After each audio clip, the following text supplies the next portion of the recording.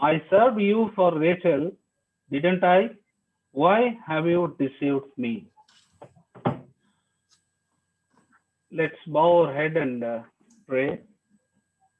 Gracious, loving Heavenly Father, we thank you, Master, for your wonderful time and privilege which you have allowed us to gather like this and worship your name and to study your word and go through this chapter, my Lord, and this lesson.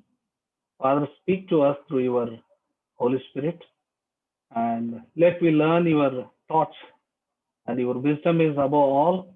Let we apply that and walk daily with you, my Lord. In Jesus' precious name we pray. Amen. 2020 finished and we are now in 2021. The most dangerous word, what we are all heard and still it's going on is COVID-19 coronavirus, which caused everyone suffer and it not left anyone. Economic cost, lockdowns and GDP growth, what not. And any country, you take any country, it not left anyone or anybody. And it also affected physical and mental uh, status of each individual and humanity, anxiety, depression, and whatnot. Each person is got affected through this, and also literally nothing is left. You take a health sector or families and organized crime or and sexual immorality or domestic violence at home and women and girls, health and human rights, prisoners, migrants, cybercrime. So, a number of lists, discrimination, stigma, society at large. It not left any human being. It is such a big crisis which caused entire world to suffer. And today's suffering situation are clearly an evidence each human sin or everybody's human sin has a consequences. Yes, in the form of suffering and trials and as well as and so on. We see the similar situation in the life of Jacob in today's lesson in Genesis chapter 29. Let us see this suffering lesson in the form of two divisions. One is God's discernible wisdom, that is from 29 1 to 21 verses, and second division, God's mysterious wisdom 22 to 35. We all know this. God's wisdom is above all, and let us know that how this wisdom is applicable to you and me today by this lesson. And God is ready to teach us through this wisdomful lesson. Let us go to the first division, God discernible wisdom from first to 21 verses. We see in first verse, then Jacob continued on his journey and came to the land of the eastern people. There he saw a well in the open country with three flocks of sheep lying near it because the flocks were watered from that well. See, then Jacob, it is saying, continued the journey. We need to have a little bit recall of a last lesson, what we left in chapter 28, that God has promised him that he will make a big nation, and as well as all the promises of Abraham, you will going to inherit it. God told him, and keeping that uh, the promises in his mind, and as well as he made a vow to God that in 20 to 22, in chapter 28, God, if you are with me, and if you watch over me, and give me food and clothes to wear, and I will give you tenth of everything. You just recall all that what happened in 28th chapter, and also there is something to learn from this chapter all too, because we know in what situation he left his mother and father, deceiving his brother and as well as his father. And now, At the halfway, he comes and makes a O like this after receiving the promise that if you're Lord, if you're with me, and if you give everything to me, then I will give to tenth of everything. And also, we should not forget that mother and father sent him to his own country, that is Haran, to get a wife. He never uttered a single word in his woe that if you give me a good wife. This is interesting. And he concentrates by that halfway that Lord, which is important at the point of time, that is food and shelter. If you give me, and I will be with you, and I will give every one tenth of that. That means something he learned till the point of Bethel that in life, yes, this is most important. Might have concentrated that rather than, you know, uh, talking about his future wife or the mate, what is going to search in Haran. So this is his journey. We are seeing Jacob's journey. He started with Beersheba, then he worshipped at Bethel and made woe. Just now we saw that woe, and now he reached the Haran. This is eastern country. The distance it says this 1056 kilometers. Normally in Bible days time, in a day journey called is around 45 to 50 kilometers. You just imagine he must have spent a time of 35 to 45 days, maybe roughly. But this 45 days has transformed him completely. The favorite boy who was staying in house, and now he reached with a difficulty and as well as hardship to Haran. And now he straight away come to the point, meeting point of well, yes, which we see oftenly, and especially in this Genesis chapter in 24, the place where people meet or even people get the water, that is most important. And I still remember when I was uh, in fifth and sixth class, and in front of my house in my hometown, it's a big well, and morning time and evening time, a huge crowd. Literally, people used to, wait to get their pots, and that much of queue. And some of the people used to sit beside the that well, and they used to talk, and they used to, we talk and chat, and all these things to happen. I saw this, and later stage, that well has gone now, and now borewell came. And when I was in high school time, borewell came, and yes, that was the time where that was the place where people used to meet and talk and chat. And interestingly, our Jacob also goes and meets their shepherds, and he saws around three flock and of sheep, and then he interacts. This is interesting. My brothers, he starts with and says, where are you from? And do you know the Laban, the grandson of Nahor? Is he well? You just see his communication, especially, and his concern. You remember he not gone out much actually when he was with his mother, uh, uh, Rebecca, and he was a favorite boy of mother. And I don't think so. He might have had all those things, qualities and other things, what we call it as, especially in today's world, to interact with many people. But still, this hardship, it's evidence that actually he's already gone through many, 1,000 kilometers, have taught something to him that how we need to interact with the people. And especially he goes with, and Laban, and he never asked that where is his house and all things. He is well. He's curiously want to know that how he is doing well. Is it he is well or not, or what is his status? You want to inquire with the real heart. That is interesting.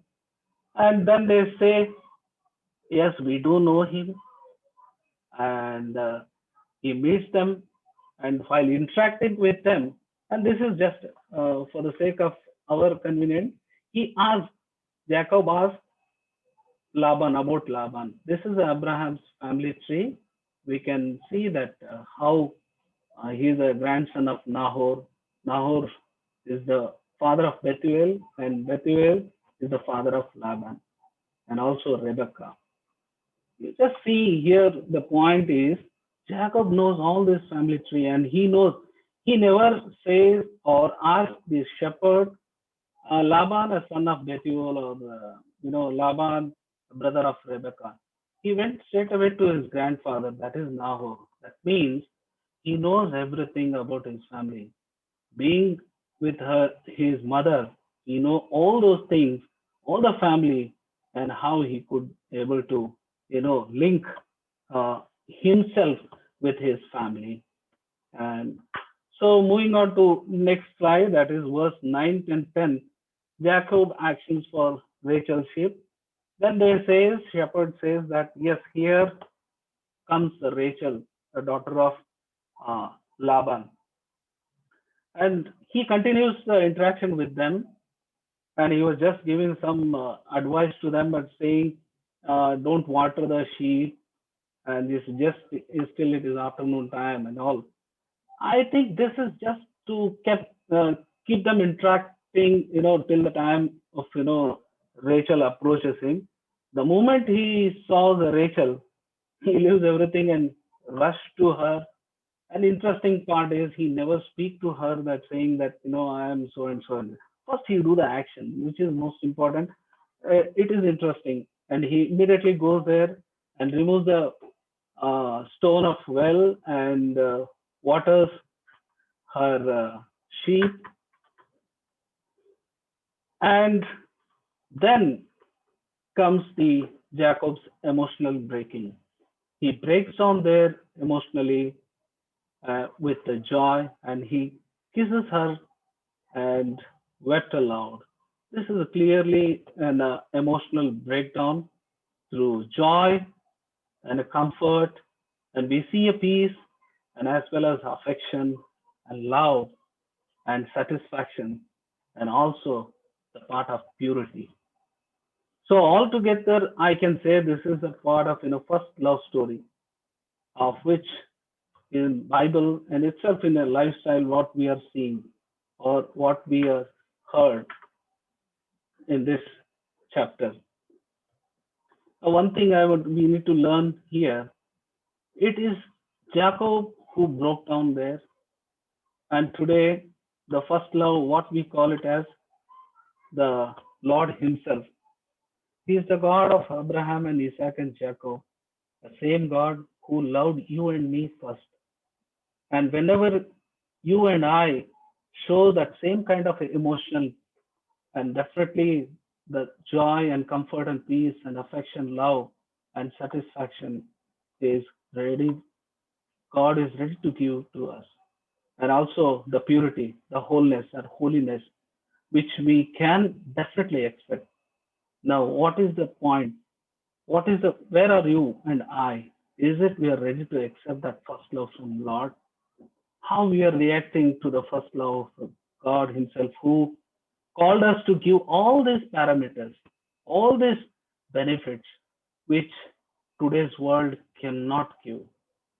And we go on, move on the similarities, and we have a question that what is the similarities and differences between the well and connection meeting Jacob with Rachel and Abraham's servant with the Rebecca. Similarities we can see, right people showed up at the right time and confirming God's timely leading we see. And also both accounts involve a well and the work of giving animals water. In both cases, the hard work is involved. Here, Jacob is shown that character, and there Rebecca, Jacob's mother, showed that character. Important characters of personality. And Laban is, both the case he involves, and also he hears the reports of God's direction. And differences we can see, one thing is very, very much missing was the prayer at every step by servant. Eliazar's prayer was beautiful, and each step we can learn that how he was submitting to the God's direction. That was little bit missing in this lesson, especially Jacob by Jacob. And Rebekah, the prospective bride, watered Abraham's servant there in chapter 24. Now Jacob, prospective groom, watered Rachel's animals in this chapter. And also Jacob came without animals of his own. Literally, he came with an empty hand. But Abraham's servant bought everything, gifts, dowry, bride, and all those things, animals required for everything he bought. And Jacob came alone, having left hurriedly. He came hurriedly. The situation, we know that two situations which pushed him, especially, or one situation, the deception of his brother, and the brother was ready to kill him. So hurriedly he came. Okay.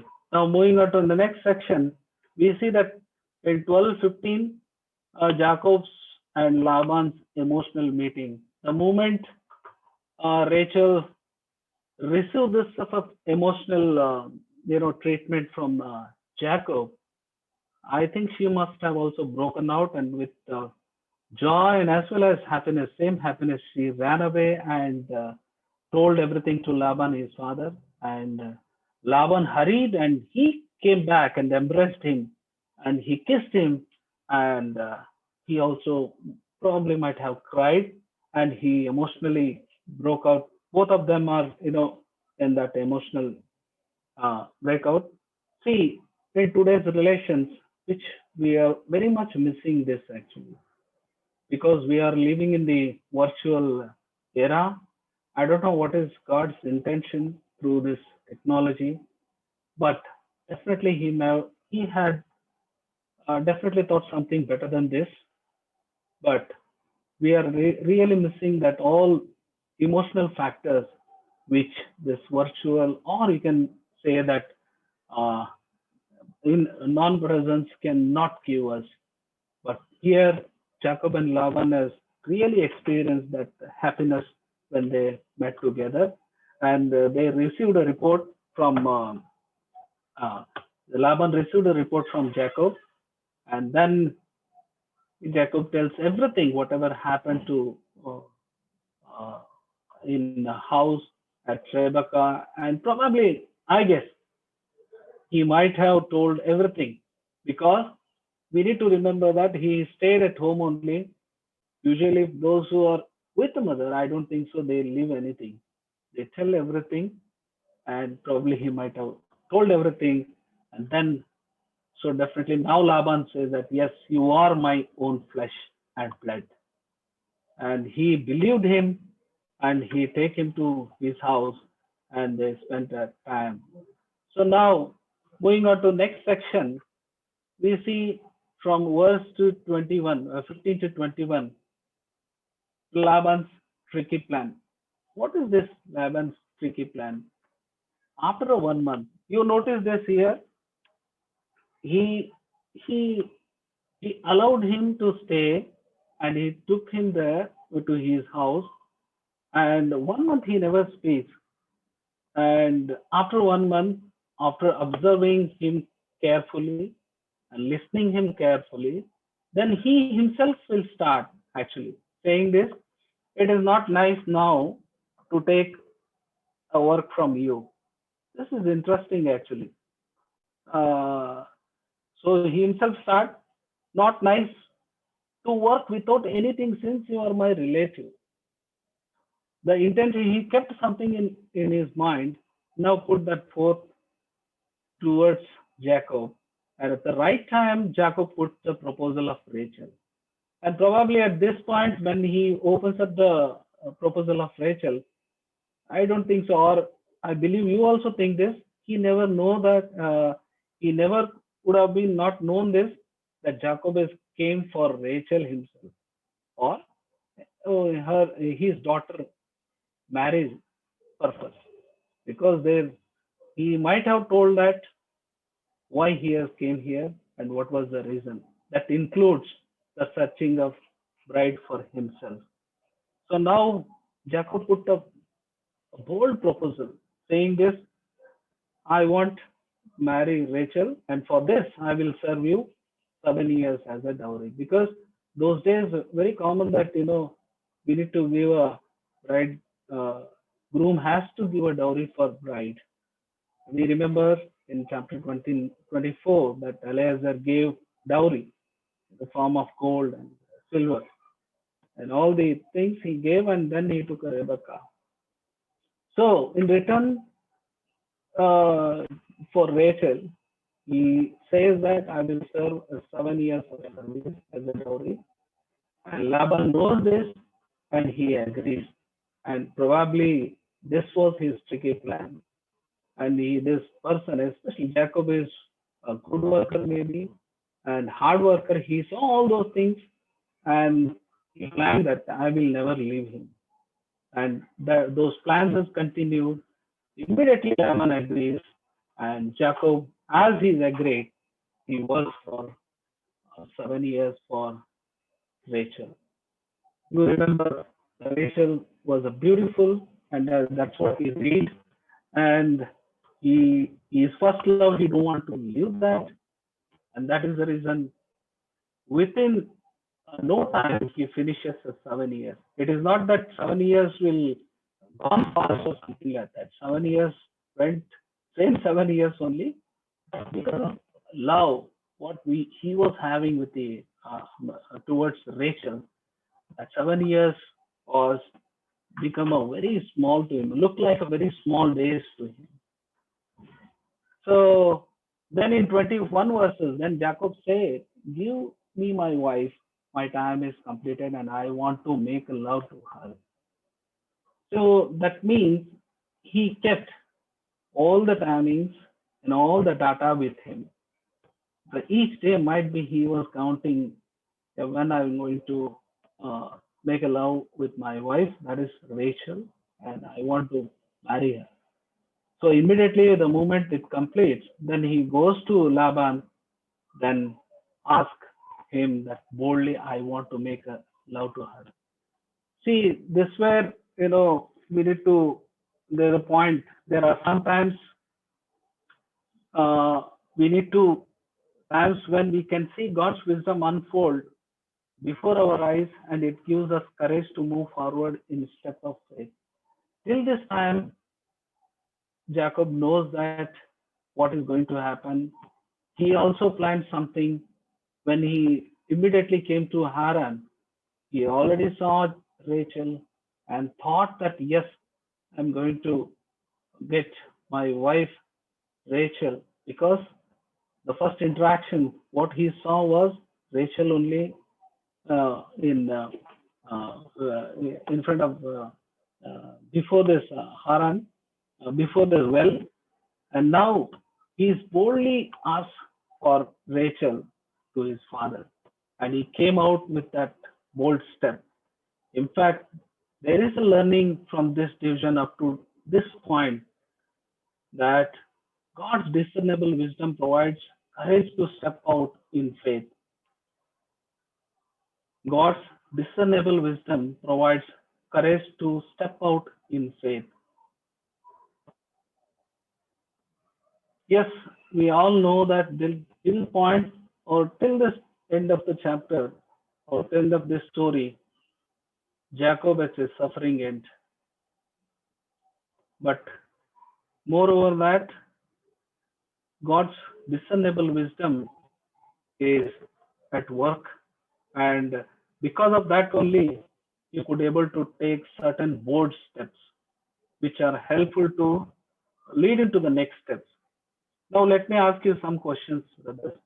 How your current trials and hardships are pushing to towards God and to take a bold steps towards certain actions, and how God's amazing truth and wisdom is influencing your character and attitude.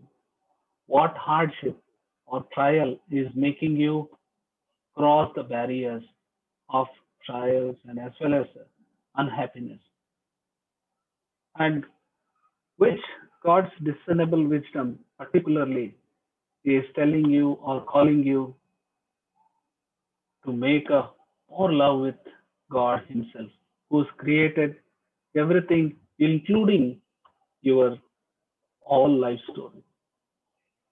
Let us move on to next division,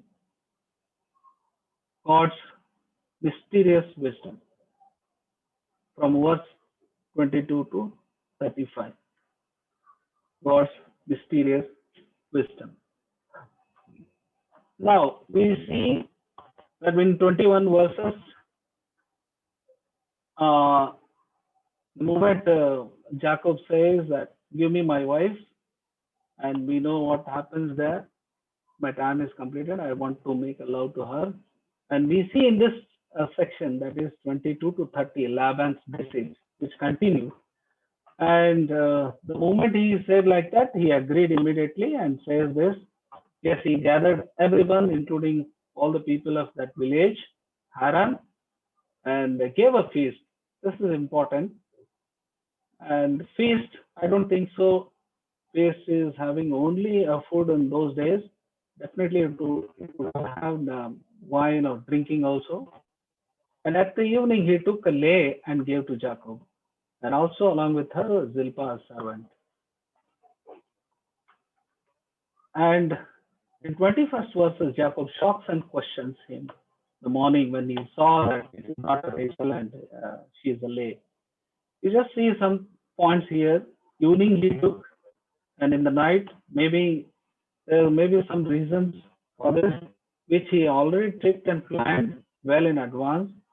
So he gives in 26 verses some excuses, saying that it is not custom that, when my older daughter is there, we cannot give a younger daughter. This is a customary here. He gives those excuses, but he never agrees he's wrong, or you can see any sort of repentance is coming from him. And here is some questions will arise. Is it Jacob don't know whole night who is she? Okay. And also he served 7 years. Did he cannot recognize Rachel and Leah? Probably no, because see those days meeting and talking must be restricted. We can take like this. And there are so many possible answers, but I'm not sure that what is gone there exactly.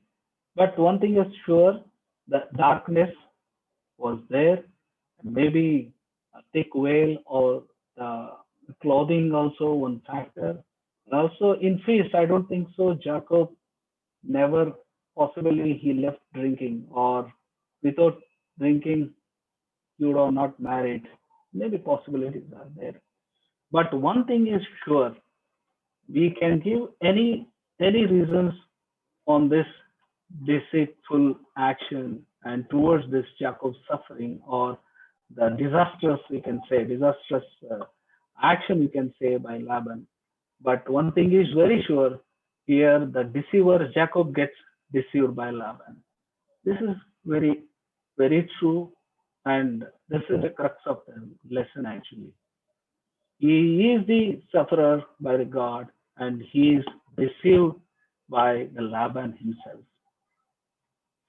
So let us see some of the same deception which Jacob deceived to his brother and as well as his father, and against with the Laban deception. Jacob's mother plots to deceive Isaac regarding two brothers. Here Laban plots to deceive Jacob regarding two sisters. And also Jacob sets out to violate customs regarding birth order, and Laban sets out to violate custom regarding birth order. Here Jacob dresses as his brother in chapter 28, sorry, in Jacob's case, and Leah dresses as her sister. And also Jacob deceives Isaac when he cannot see, and Laban deceives Jacob when he cannot see. It means this is a clear cut of, the plan which Laban got succeeded, and at the end, Jacob got deceived.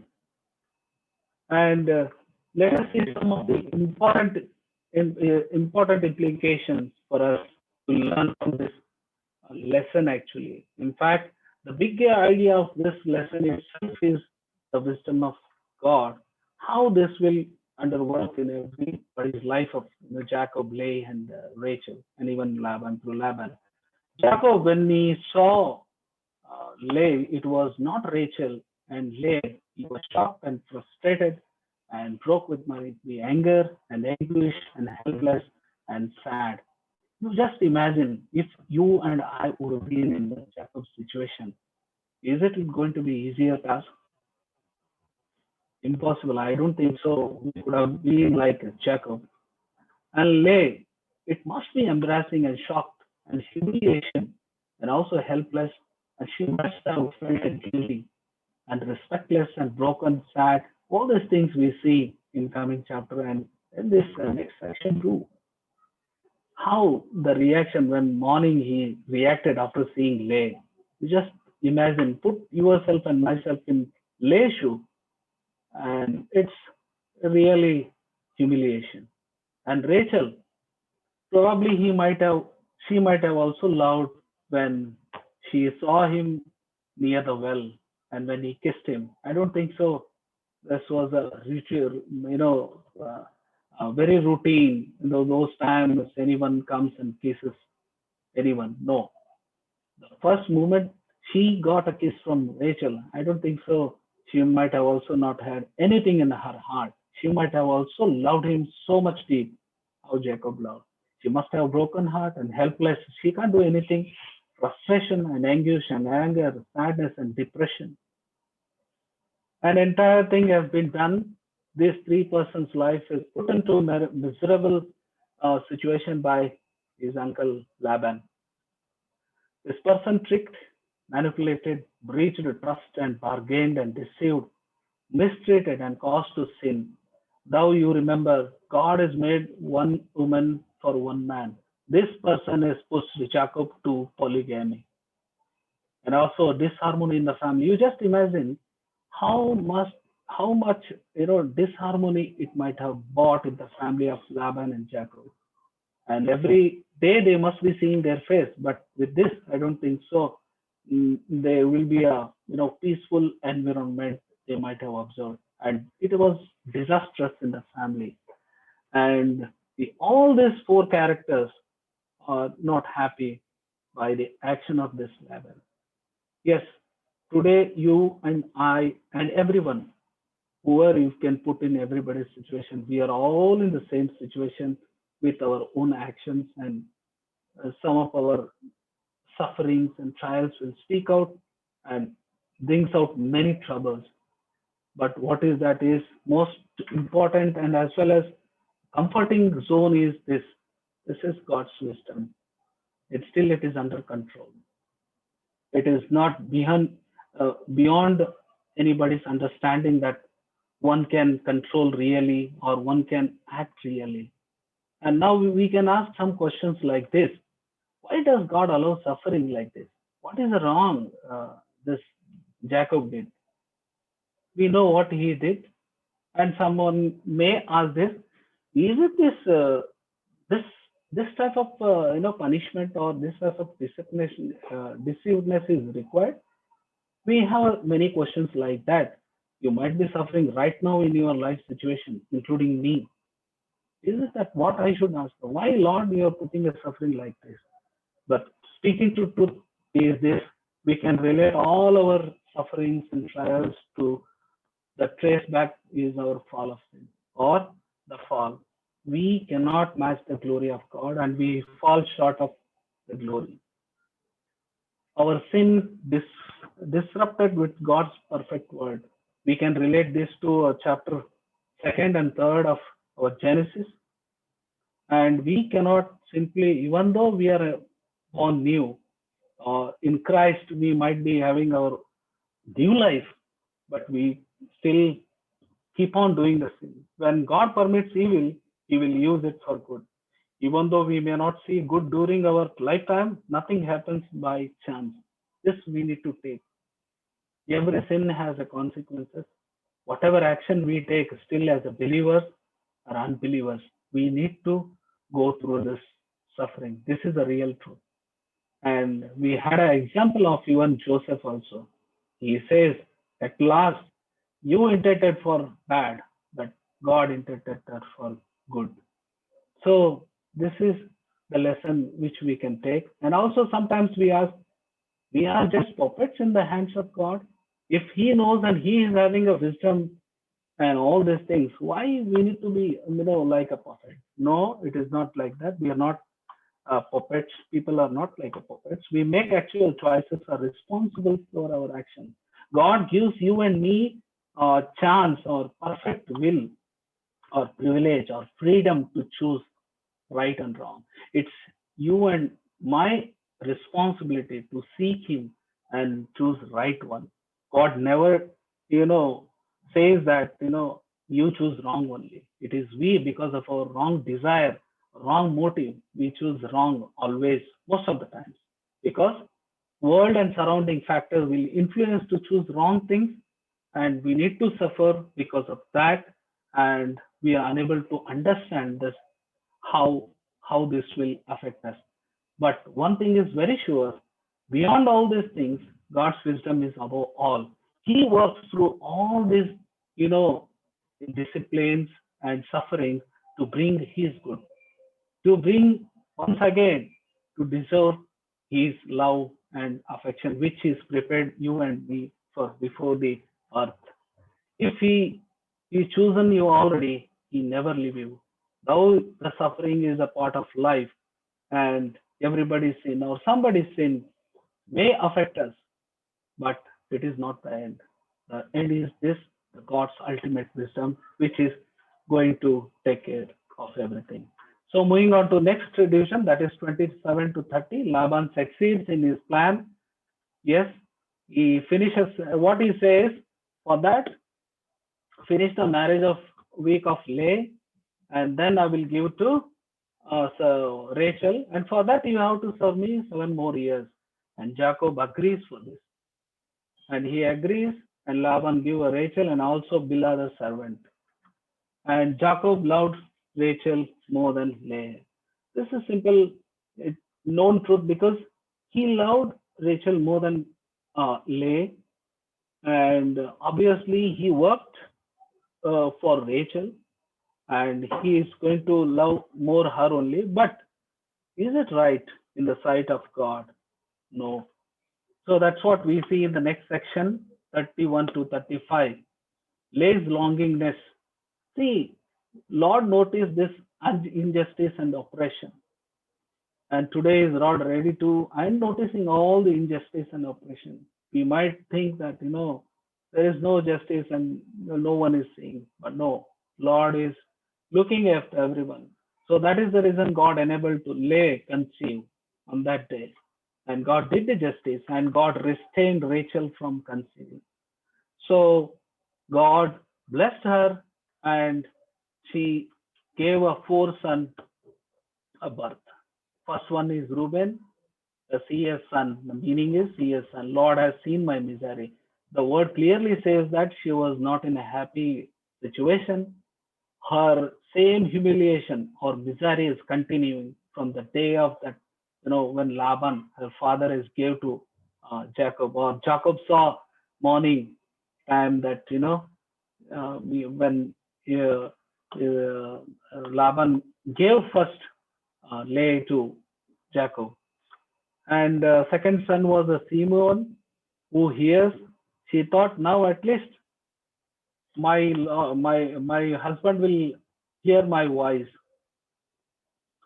So she kept beautiful names, taking the situation of her life, and she always, though, keeping that mind and longing for her husband. And third son was Levi, which is attached. That means now at least my husband will become attached to me. She must have longing for that attachment, the emotion which was missing in her.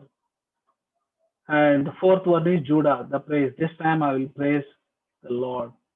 See, all these three sons, till that point of three sons, she is she was longing for her husband. But in naming Judah, she showed some character. That is, something is greater, and we need to learn from here. Leah desperately wanted a loving mate, through she did not find one. Till the three sons she never find, or even fourth one also, she never find loving mate. But she found something greater. That is God's amazing grace in making her a mother of Israel.